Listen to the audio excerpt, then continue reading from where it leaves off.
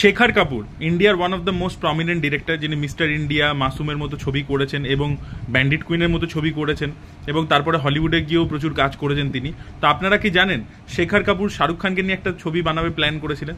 তিনি যেরকম আমির খানকে নিয়ে একটা টাইম ট্রাভেল ছবি করতে গেছিলেন, সেই ছবিটা কিছুটা শুটিং হয়ে বন্ধ হয়ে গেছিল, সেমভাবে তিনি শাহরুখকে নিয়েও একটা ছবি করতে গেছিলেন। ইয়েস, এবং এই ছবিটার নাম ছিল মौत से जो डरते नहीं। ইয়েস, একটু ওয়েস্টার্ন কাইন্ড অফ ফিল্ম ছিল এবং এই ছবির স্টার কাস্ট শুনে আপনারা অবাক হয়ে যাবেন।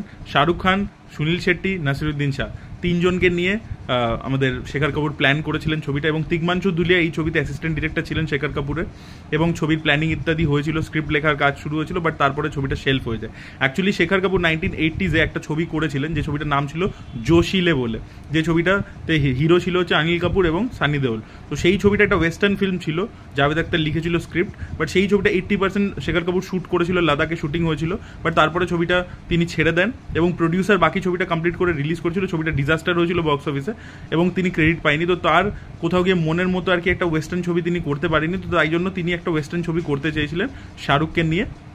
তো তার পরিকল্পনা হয়েছিল, বাট আলটিমেটলি সেই সময় হিন্দি সিনেমার যা বাজেট ইত্যাদি, তার মধ্যে এই ছবিটা তিনি করতে পারেননি।